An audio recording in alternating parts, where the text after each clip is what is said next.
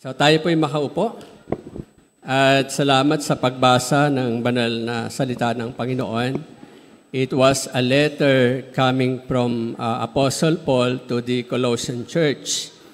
So ang pinakatema po talaga ng Colossian letters to the Colossians is the supremacy of Christ. But we will talking about yung pag-asa, no? Na nakakamta natin. Ay, hindi ko makita sa monitor natin eh. So, pag-asang mula sa anak ng Diyos. Ibabalik ko lang sa screen natin. Ayan. Pag-asang mula sa anak ng Diyos. So, Colossians chapter 3, chapter 1, verse 3 to 6, and then jump to 15 to 23.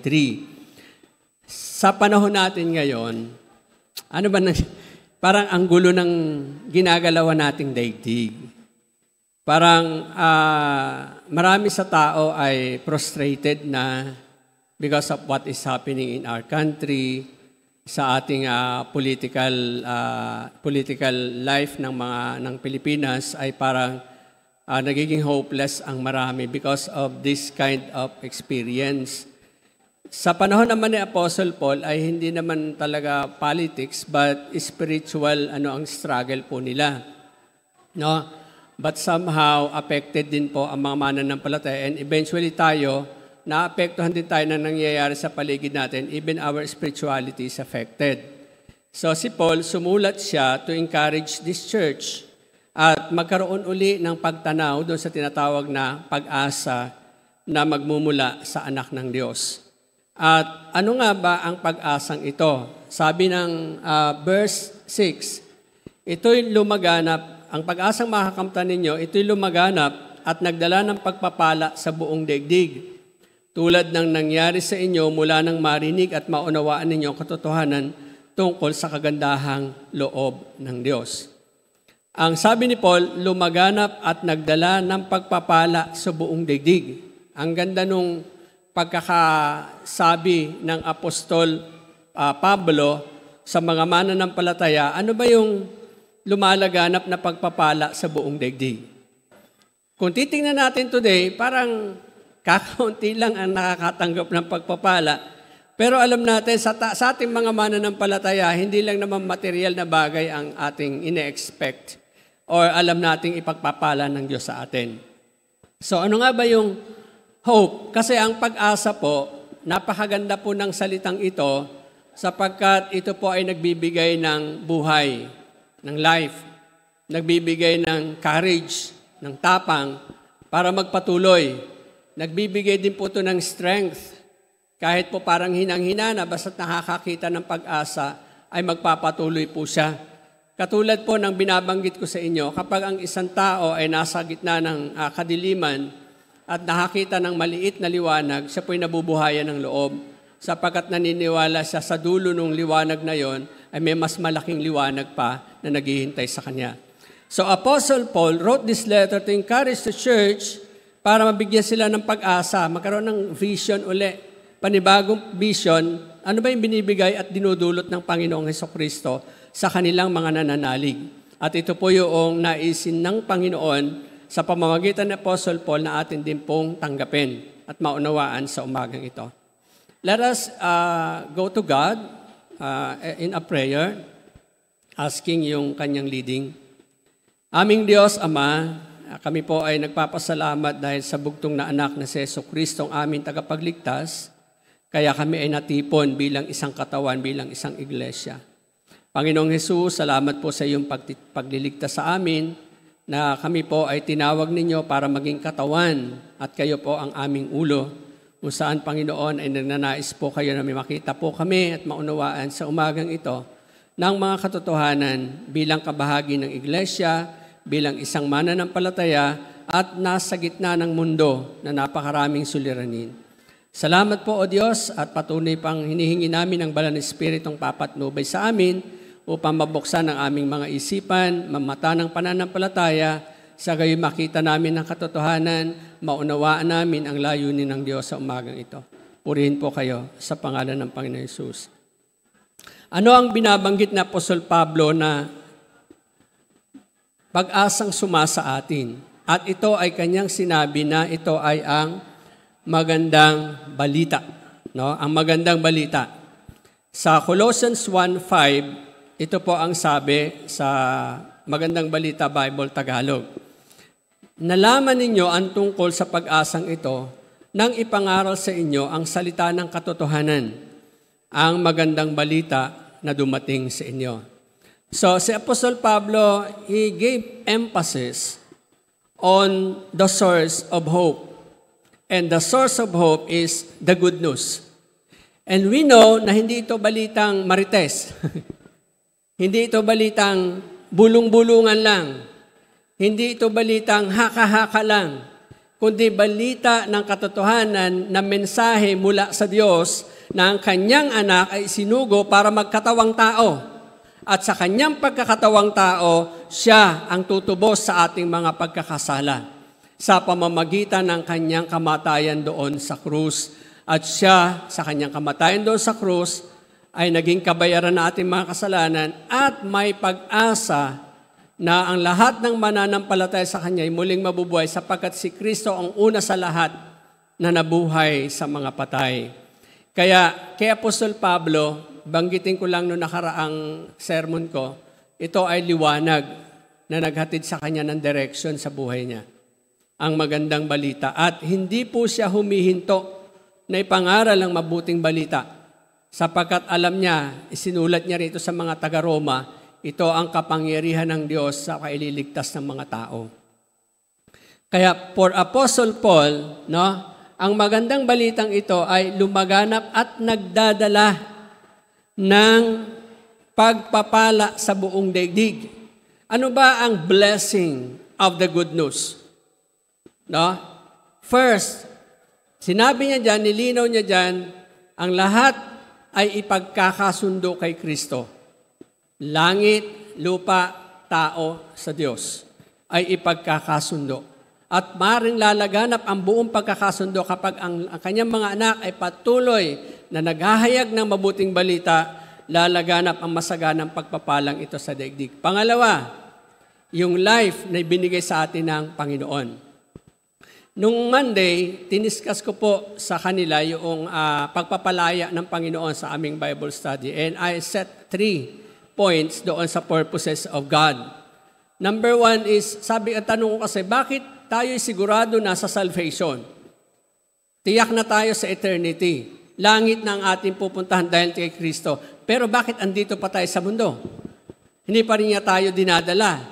So first, sabi ko, we are here for the purpose to worship God because when we worship God, His name was honored and nagkakaroon yung glory ng Panginoon ay lalong tumitingkad ang kaluwalhatian.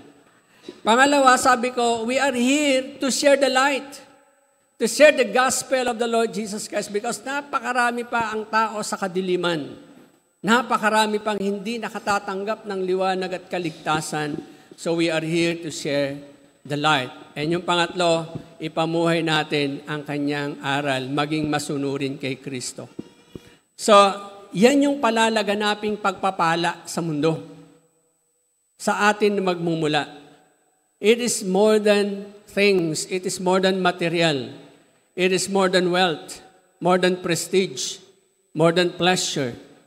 Because ang kanyang value is hanggang eternity.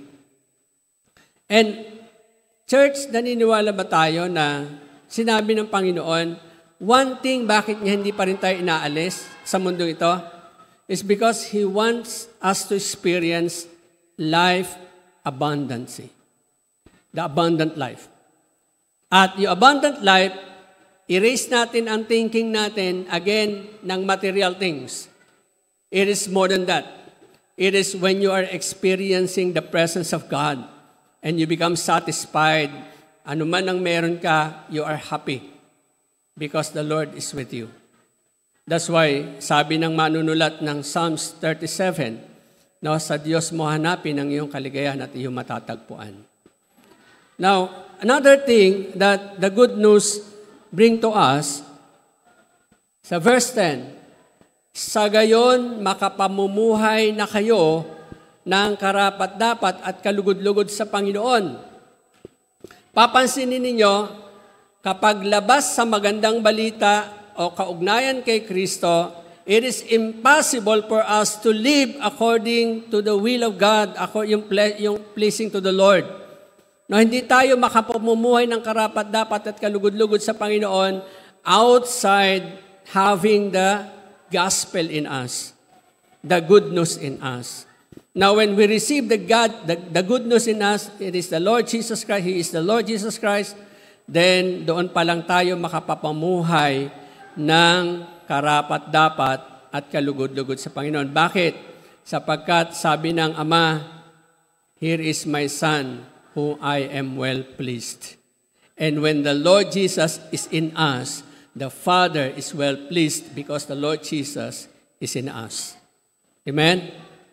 Kaya doon pa lang magsisimula yung karapat-dapat na pamumuhay. Now, ang aking isa dito ay, ano yung likas na gawa ng anak ng Diyos na naghatid ng pag-asa? Kung ito po yung makikita natin tungkol sa magandang balita sa tatlong bagay na tiniskas natin, ano ba yung talagang hatid na likas na gawa? Ano ba talaga yung pinaka-act o work of the Lord Jesus Christ na naghatid ng pag-asa sa bawat tao? Kasi minsan, alam natin we are secure, alam natin meron tayong assurance of salvation, pero sometimes may mga time na parang hopeless pa rin tayo. Parang nagkakaroon ng blockage sa paningin natin para makita natin beyond what is here happening now. Lalo ngayon, hindi mo na alam kung saan ka titingin sa Facebook. Pagbukas mo ng Facebook, sunod-sunod na. Ang dami na, no? Tapos mayroong kabilang panig. Ganun din, pag nabuksan mo sa kabilang panig, nako, yung mind natin makukurta na eh. Hindi mo lang maniniwala ka ba o ano. Napakarami na hindi mo na alam. Kaya ano ba talaga yung gusto ng Panginoon na maintindihan natin mga believers of the Lord Jesus Christ na talagang likas na ginawa ng Diyos at ginagawa niya sa atin na patuloy na maghahatid sa atin ng pag-asa. Una, naniniwala ba kayo sa kaayusan ng daigdig? Sino dito naniniwala na magiging maayos pa ang daigdig? Bakit sinabi ni Peter sa mga mananampalataya na sabi niya, kayo'y makararanas ng mga pagsubok sa mundong ito momentarily, sa maikling panahon. Pero parang prolonged. Parang hindi natapos. Kasi sabi ko, hindi naman ang sinasabi doon ni Peter, pag inunawa nyo, ay yung suffering mawawala. Kundi yung paano mo titingnan ng suffering, ano ang magiging damdamin mo sa suffering, kapag tumingin ka sa Diyos na nagbibigay ng pag-asa, andyan ang suffering, andyan ang paghihirap, pero yung heart mo nababago. Yung mind mo nababago, yung puso mo nababago, nagkakaroon ka ng kapanatagan ng puso despite of the trouble that you are in because Christ is our hope. Amen? So, sabi ni Paul sa verse 17, siya ang una sa lahat, ang buong sangsinukob ay nananatiling nasa kaayusan sa pamamagitan niya. Ayun! Pwede pala. Pwede? Through the gospel. Hindi po yung mawawala ang suliranin sa daigdig na to. Hindi yung mawawala ang corruption sa mundong ito. Hindi mawawala ang kasalanan, pero ang nananalig kay Kristo, nag-iiba ang perspective sa mundo. And that is orderliness. Amen? Hindi, iba kasi ang perspective ng world sa kaayusan. At iba naman ang perspective na ipinapakita ng Diyos sa kaayusan. Remember, the first word in the Bible, let there be light. And Jesus came as light to the world. Right? Anong ginagawa ng liwanag? Orderliness. Kaya kapag tayo ay nagkaroon na ng liwanag ni Kristo, kahit magulo ang mundo, kaya nating maging maayos ang pamumuhay natin dahil naliliwanagan na tayo. Amen? Yan po yun, kaayusan ng daigdig. Kahit sabi ni Apostol Pablo, At ang maganda dyan, nananatiling nasa kaayusan. Because He is in control. Despite na sobrang kaguluhan, nagkakaroon ng giyera sa ibang lugar, pero hindi naman tayo napupuntahan ng giyerang yon. Dahil ang Panginoon ang ating nangangasiwa nito. Pangalawa, kaayusan ng church. Bakit naparito ang Panginoon? No?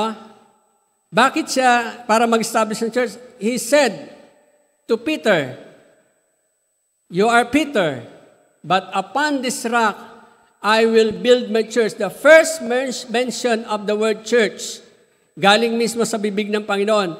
Upon this rock I will build my church. Tandaan nyo my church, not Peter's church, not anyone's church, but Jesus' church. And even the gate of Hades cannot prevail on it. That's why, sabi ni Paul, through this letter, siya ang ulo ng iglesia na kanyang katawan. Siya ang pasimula. Siya ang panganay na binuhay mula sa kamatayan upang siya'y maging pangunahin sa lahat. So, the church will be in order if the Lord Jesus is the head of the church. Kung ang head ng church ay isang individual na tao, magulo. Hindi pwedeng ganoon. Kapag ang head ng church ay hindi si Christ, kakainin ng Hades yan. Pero kapag si Kristo ang head of the church, the Hades will not prevail on this church. It will stand firm. It will stand long. Diba, alam na ito ng mga pondadores dito sa Usana ko na pinagdaanan ng church? Ang dami ng pinagdaanan. Hindi lang po dito. Kahit pupunta kayo, sino rito, mayroon ba tayong history ng babasahin natin next week? Mayroon ba tayong history? At least, tingnan natin. Hindi naman babanggitin doon yung mga naging struggle But personally, we experience, you experience how the Lord is faithful in this church, even despite of the struggles. Walang church na magsasara kung hindi papahintulot ng Diyos. Nalulungkot lang tayo, bakit may church na nagsara? Hindi po nagsara. Nagsara ang building, pero nagpapatuloy ang mga mananampalataya. Nag-scatter sila. Pumunta sa mga ibang churches, patuloy pa rin po sila. Pero yung na church, nagkagulo, nagpunta uli sa dating ganito, namuhay ng ganoon, ako hindi naniniwalang babalik sa ganoon ang totoong iglesia ng Panginoon. Kahit anong pagsubok ang dinaanan. Ang kaayusan ng church ay hindi nagmumula sa leadership o administration. Nanggagaling kay Kristo na sinusunod ng nasa administration, na sinusunod ng mga leaders. The more we obey Christ, the more the church become organized. No? Hindi yung sobrang organisado na kahit nagiging legalistic na rin. Pangit naman yon. Sa being too much organized, nagiging legalistic. Lahat na lang dapat nakanumero. Hindi po ganoon ang church na in-establish ng Panginoon. Ang church na pinangunguluhan ni Kristo ay malayang iglesia. Malayang sumamba. Malayang gawin ang tama. Hindi napipigilan. Malaya na nagmamahalan. Malaya na nagtutulungan, malaya na nagpapanalanginan. Hindi po pinipilit para manalangin at ipanalangin ng kapatid. Hindi pinupuwersa ang isang tao, dapat mag-pray ka. No. When the Lord Jesus speaks to your heart, you will pray. When the Holy Spirit convict you to pray, you will pray. Tama? So, hindi yun yung legalistic na church na nilalagyan ng numero ang bawat pagkilos. We are free in Jesus. Pero tatanda natin, sabi ni Pablo, meron siyang pagtatagubilin, sabi niya, malaya akong gawin ang lahat ng bagay. Sa church, pwede yon. Pero hindi lahat ng bagay nakakabuti at hindi nakakatulong. So, yun yung boundaries. Kapag hindi nakakabuti, kapag hindi nakakatulong, huwag niyong gawin. Kasi ang boundaries ay dapat nakakabuti at nakakatulong. Malaya akong gawin ang lahat ng bagay according to Paul, pero hindi ko hahayaang maging alipin ako ng ginagawa ko. Tandaan natin, hindi niya papayagang maging slave siya ng kanyang act na to. Maraming act ay enslaving, nagiging addiction. So be careful on that. You can do this, pero pag nagkakaroon ka na ng addiction to that, then stop it. Because ang sabi ni Paul, I will not allow this, na ako i-enslave niya. Maging addicted ako dito.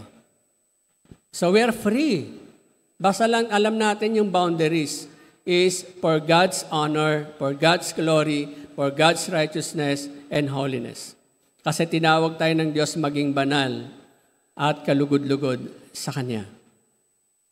Then, eto ba? Another act of the Lord Jesus Christ in this gospel, kaayusan ng ating pagkatao. Sabi ni Paul sa verse 22, naging tao anak ng Diyos at sa pamamagitan ng kanyang pagkamatay ay ipinagkasundo kayo sa Diyos.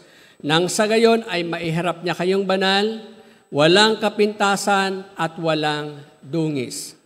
Hindi maiharap ni Jesucristo ang taong hindi niya binabago. Amen. Ano unang babaguhin sa atin? Yung ating estado sa harapan ng Diyos. From sinner to saints. From unrighteous to righteous. From unholy to holy. Iyan ay idudulot ng Panginoon kapag tayo nanampalataya sa Kanya. Doon niya babaguhin ang ating pagkatao. And after that, kasunod na ang transformation ng ating pag-uugali. Ng ating principles in life. Ng ating ikinikilos. Kasi unang babaguhin ng Diyos ang kalooban ng ating pagkatao. Yung inner self natin. Yung inner being natin. Tapos magre-reflect na lang yung inner being natin outside our actions. Kaya sabi ni Paul, sa pagkakatawang tao ng Diyos, mailalapit ang tao sa Diyos at magkakaroon ng bahagi ang Diyos sa tao.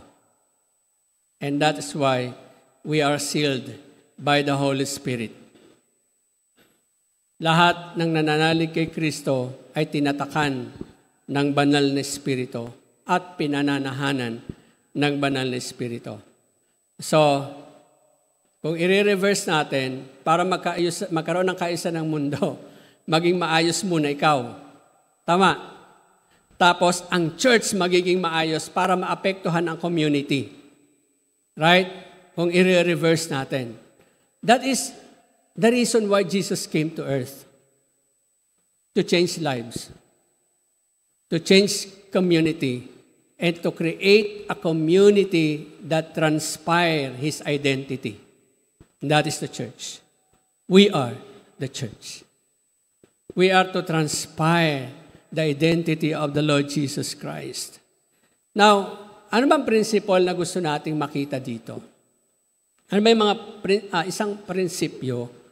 Ayan, hindi ko pala naayos yan. Ayan, sabi po dyan, ngunit naging tao ang anak ng Diyos at sa pamamagitan ng kanyang pagkamatay, ipinagkasundo tayo sa Diyos. I like the word reconcile. No? Alam nyo, may nagtanong sa akin. Sabi niya, may nag-iikot.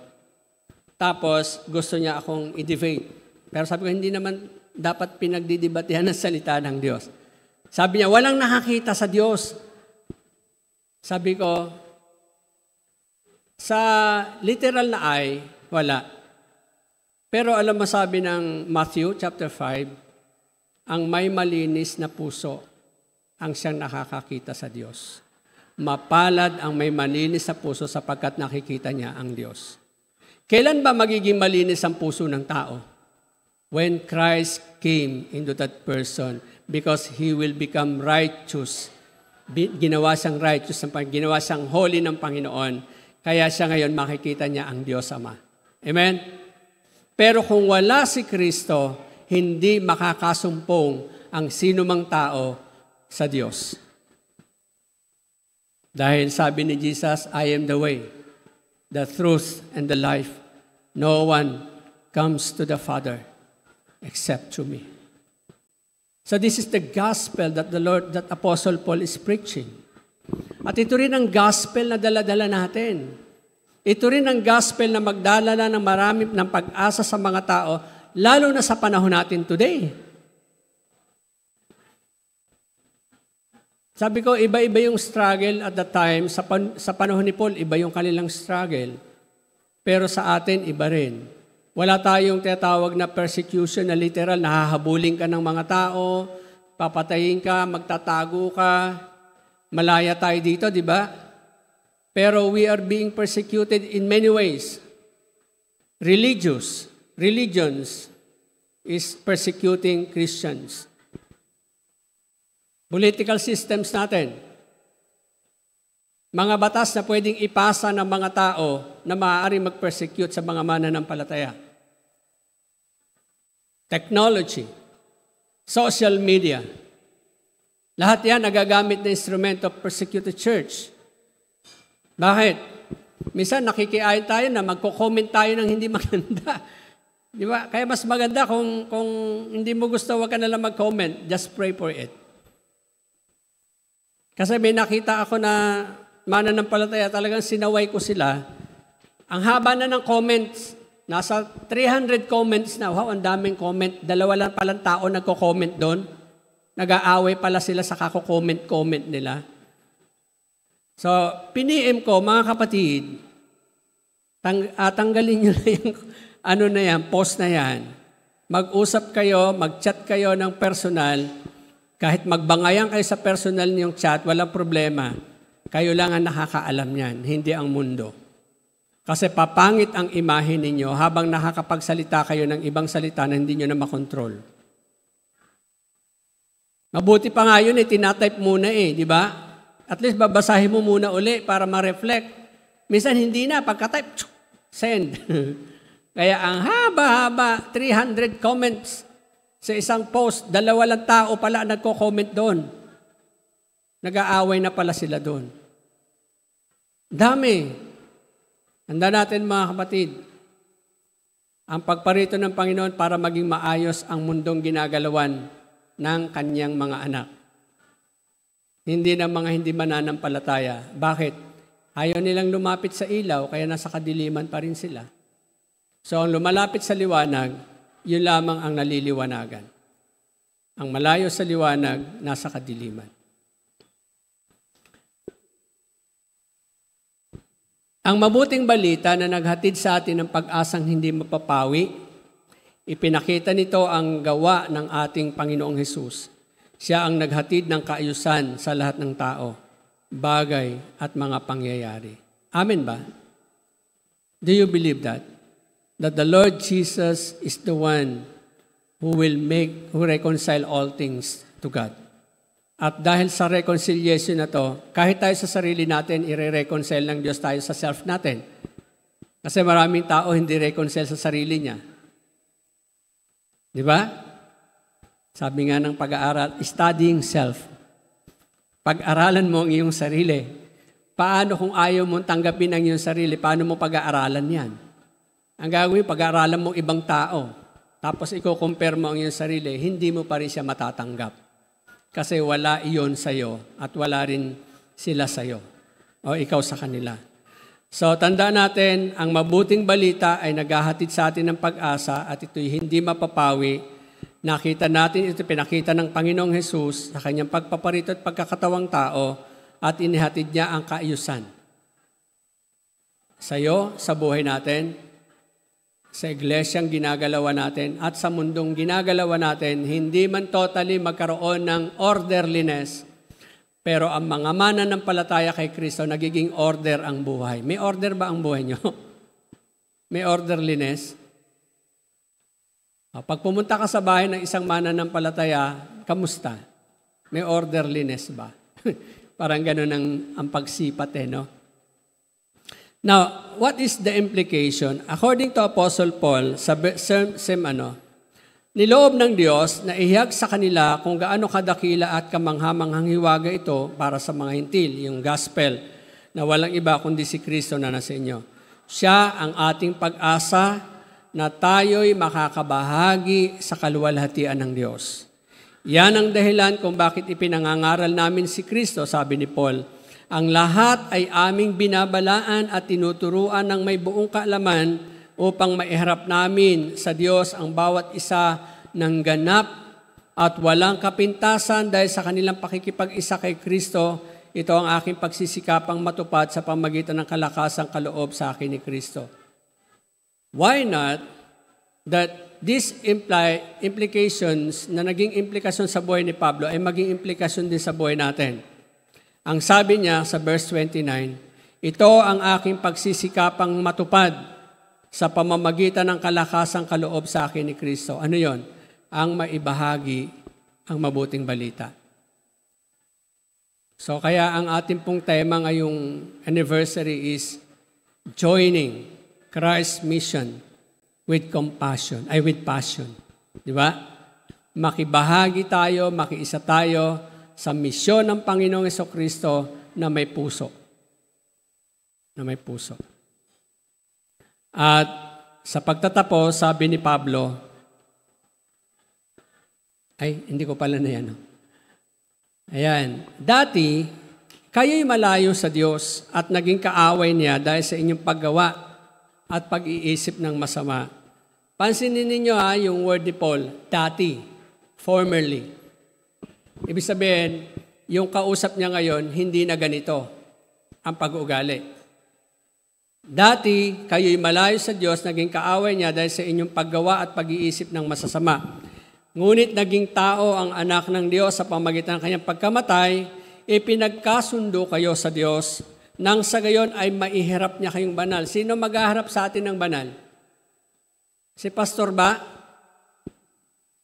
Hindi.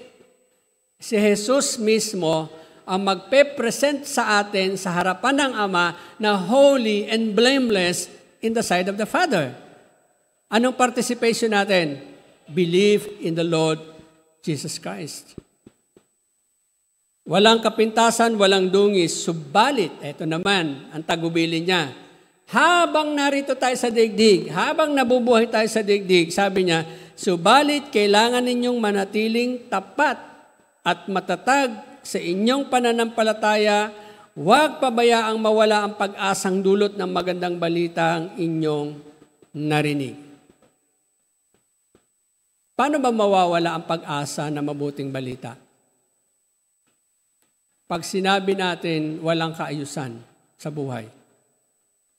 Pag ang tingin natin sa buhay natin magulo. Pag ang tingin natin sa mundo ay magulo. Pag ang tingin natin sa church ay magulo. Tanda natin, Christ came para mapanatilihin ang kaayusan ng mundo. Para panatilihin ang kaayusan ng iglesia. At para panatilihin ang kaayusan ng ating mga buhay. This is the gospel of the Lord Jesus Christ. So ngayon, paano ba natin nakikita yung pag-asang ito sa mga nangyayari sa ating paligid? Paano ba nakikita natin ang mabuting balita na kaipapangaral natin? Paano natin may papangaral ang mabuting balita kung ito ay walang epekto sa buhay natin? Dapat merong epekto na nangyayari sa ating buhay sa pamamagitan ng mabuting balita. Pagbabalikan natin ang life ni Paul, grabe din kasi yung description at saka yung paglalarawan na kay Apostol Pablo. Bagaman inilalarawan siya sa kanyang mga letters lang, pero mayroong talagang ginawang pag-aaral sa life ni Paul. Siya po ay hindi perpektong tao. Tandaan nyo, 3 times may pinagpe-pray siya na thorn in the flesh. Hindi po natin alam kung ano yon. Pero ang sabi niya, hindi sinagot ng Diyos ito para manatili akong humble before the Lord. Why? Pag tinignan niyo po ang kanyang accomplishments as a missionary, wala pang makakatalo. Sa kanyang commitment, sa kanyang dedication, even at the end of his life, at the near end of his life, nag-i-encourage pa siya ng church. Bakit meron siyang ganong klaseng hope? Because nakita niya ang liwanag ni Kristo. Dumating at nanahan sa kanya ang mabuting balita. At ito ay nung tanggapin niya ang Panginoon, nasabi niya, sino po kayo, Panginoon? Ako si Jesus na iyong pinag-uusig. Doon nagkaroon ng changes ang life ni Paul. Kamusta po tayo? Anong liwanag ba ang nakikita natin sa mabuting balita? Na talagang magbabago sa atin. Tayo po, talaga ang nais ng Panginoon sa atin, makita ang pagkakaiba nating mga Kristiyano sa mundong ito. And sabi niya, kayo ang ilaw ng sanlibutan. Walang nagsisindi ng ilaw na nilalagay sa ilalim ng takalan. Sa halip nilalagay sa tama niyang lagayan. Ngayon, saan ba ang tama nating lagayan? Dito po sa church, lahat tayo ilaw, sa maliwanag. Hindi na mapapansin ang ilaw ninyo. Pero pag nasa community na tayo, sa workplace natin, sa eskwelahan natin, sa lugar na walang nakakakilala sa atin, doon dapat makita ang ilaw ni Kristo. Kasi dito lahat tayo ilaw na nakasindi. So hindi mo na mapapansin kung sino talaga ang nagnining na liwanag. Pero pag nasa dilim ka na, nasa mga pagsubok ka na, nasa mga hinaharap na kung ano ng mga hamon sa buhay, doon ka kakikitaan ng liwanag. At yan ang magdadala ng kaayusan sa mundong ito. Kaya hindi po dito sa church talaga makikita ang totoong Kristiyano sa labas ng iglesia. Maghatid po tayo ng pag-asa. Ibahagi natin si Kristo sapagkat siya ang magpapanatili ng kaayusan ng mundo. At ibahagi natin si Kristo para sila dalahin sa katawan ni Kristo sapagkat siya ang mga panatili ng kaayusan ng iglesia. Dalahin natin ang mga tao kay Kristo sapagkat si Kristo ang babago sa buhay ng isang tao. Walang ibang taong may kapangyarihang gawin yan maliban sa anak ng Diyos. At yan ang pag-asa na ihahatid natin na gawa ng Panginoong Jesucristo. Let us pray. Panginoon, salamat muli sa buhay ng Apostol Pablo. Napakarami pong paglalarawan ang kanyang karanasan. May pagkakataon na pinagtatangkaan ng kanyang buhay, hindi siya pinaniniwalaan. May pagkakataon na maraming beses na nakulong dahil sa pangangaral ng mabuting balita, but he didn't stop reaching out people. Kasi for him, sabi niya, the gospel is the power of God to save mankind. Lord, put this truth in our hearts that the gospel, the Lord Jesus Christ, is the power of God to change lives, to transform community, and eventually affecting the nations. Lord, salamat po at patuloy na hayaan niyo po. Wala si Pastor Pablo ngayon, wala siya dito sa mundo namin. Pero kami po ay naririto sa mundo para maging katulad po niya na sumusunod sa inyo. Salamat po Diyos. Purihin po kayo. In Jesus' name. Amen.